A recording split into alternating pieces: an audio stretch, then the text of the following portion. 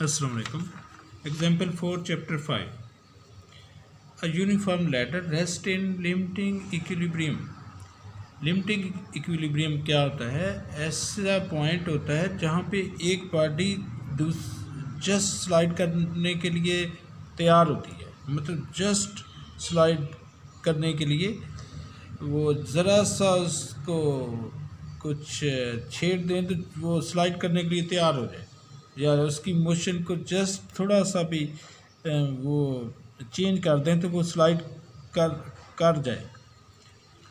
Point of sliding, limiting equilibrium.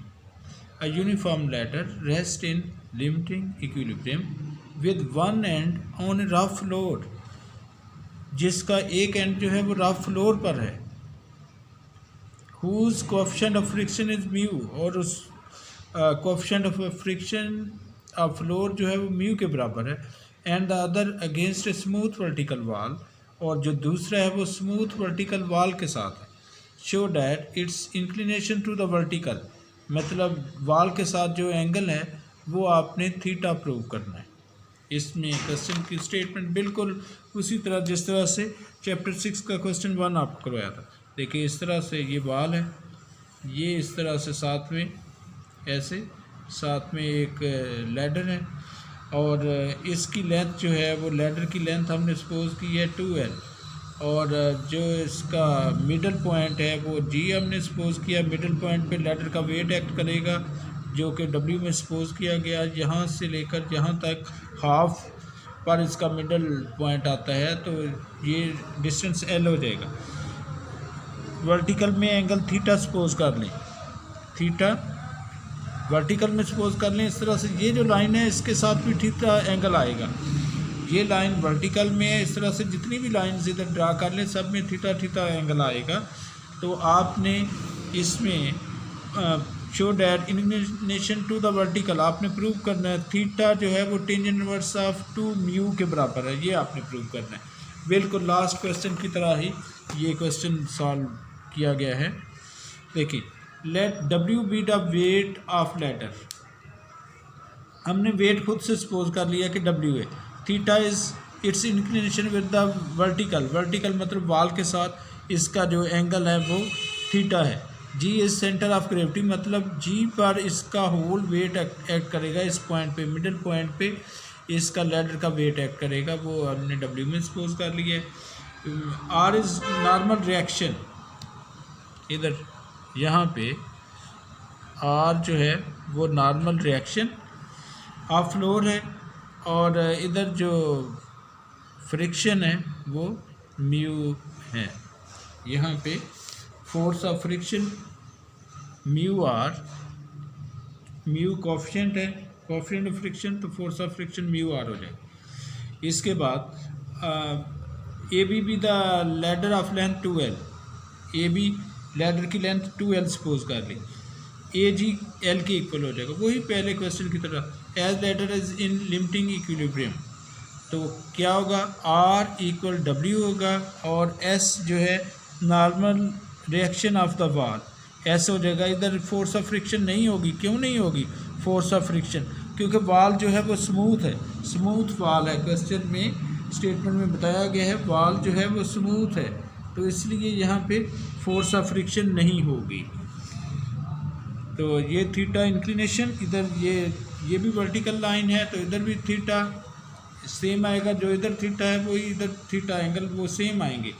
तो as ladder जो है वो लिमिटिंग इक्विलिब्रियम में है, तो R equal W, upward force equal downward force, rightward S equal leftward force, leftward equal rightward. ये right में है, ये लेफ्ट में है, तो S equal mu R. Taking moment about A point के अबाउट मोमेंट सॉल्व करना है. यहाँ पे बिल्कुल आसानी से क्वेश्चन सॉल्व हो जाएगा. देखिए इसमें सब फोर्सेस, ए फोर्स आर में से ए पास कर रही है, फोर्स म्यू आर भी ए में से पास कर रही है, इसलिए इनका तो मोमेंट ज़ीरो हो जाएगा क्योंकि परपेंडिकुलर डिस्टेंस ज़ीरो हो रहा है. ये W फोर्स जो है ए से लेकर डी तक डिस्टेंस ये करना है. W taking moment about A, clockwise moment equal anti clockwise moment, तो ये W clockwise W in dot AD, दूसरा S डॉट BC, ये हो जाएगा।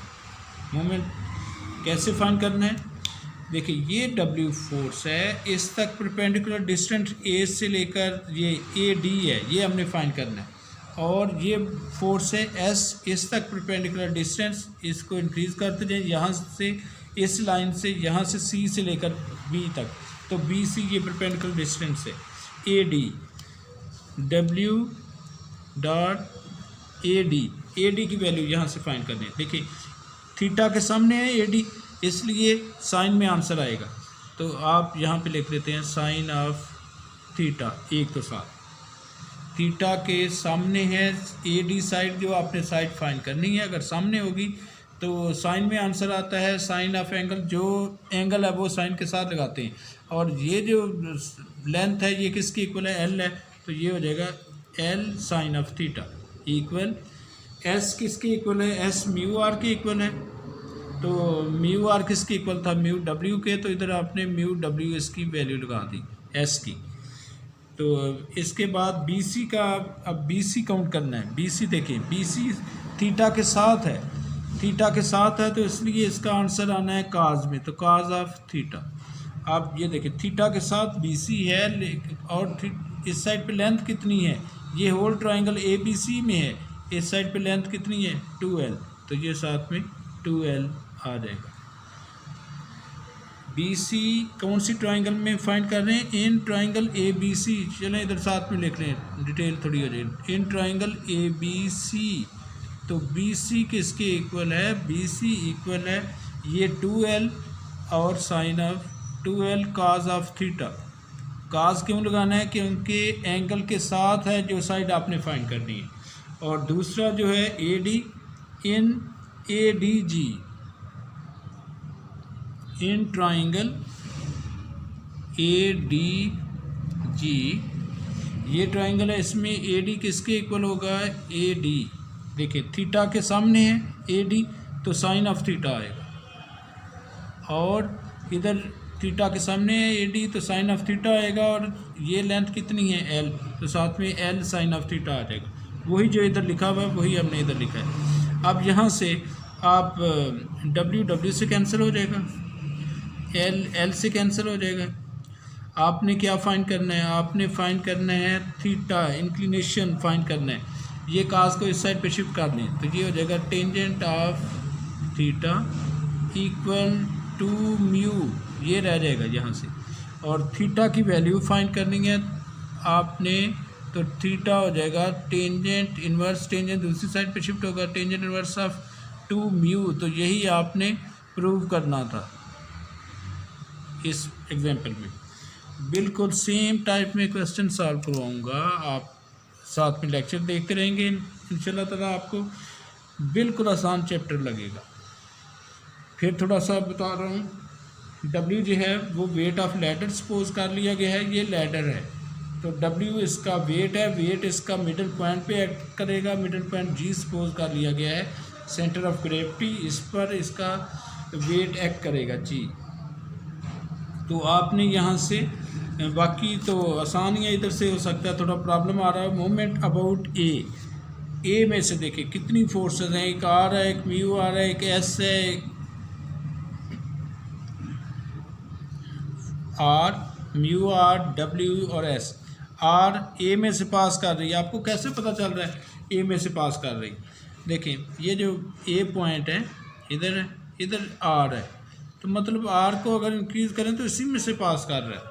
तो इस तरह से म्यू R B A में से पास कर रहा है, इधर म्यू R है ना, इस साइड पे म्यू R है, और इधर A है, इस साइड पे A है। अगर म्यू R को इंक्रीज़ करें तो ये भी A में से ही पास कर रही है ये फोर्स। तो नेक्स्ट W जो है, इस तक डिस्टेंस फाइंड कर लेंगे। W तक डिस्टेंस कौन सा आएगा, AD की थीटा के सामने है AD, तो AD की जब वैल्यू फाइंड करेंगे तो साइन ऑफ थीटा में आएगा, साथ में ये लेंथ आ जाएगी L साइन ऑफ थीटा। यहाँ से BC किस ट्राइंगल में है, ये होल ट्राइंगल में ABC में है, थीटा के साथ है BC जो आपने फाइंड करना है। इस साइड पे लेंथ कितनी है 2L, तो तो थीटा के अगर साथ है तो काज ऑफ थीटा के साथ 2l आ जाएगा। इसी तरह से सब क्वेश्चन सॉल्व हो जाएंगे। तो यहाँ से आपने मोमेंट अबाउट ए फाइंड किया है, तो इसमें w dot A D S dot B C, तो ए डी की वैल्यू आपने लगाई l साइन ऑफ थीटा और बी सी की 2l cos of theta, s equal mu R mu w, ये आपने पहले सॉल्व किया हुआ है। लैडर लिमिटिंग इक्विलिब्रियम में है तो r equal w, s equal mu R, तो यहाँ से r की वैल्यू w है तो r की वैल्यू w इसमें यूज़ की तो s equal mu w, w A D S mu w 2l cos of theta. यहाँ से आपने कैंसिल करवा के म्यू का आपने इंक्लिनेशन फाइंड करना था, थीटा की वैल्यू फाइंड करनी थी, tan inverse of 2 mu. Most important example है जो आपने सॉल्व कर लिए। Thank you very much.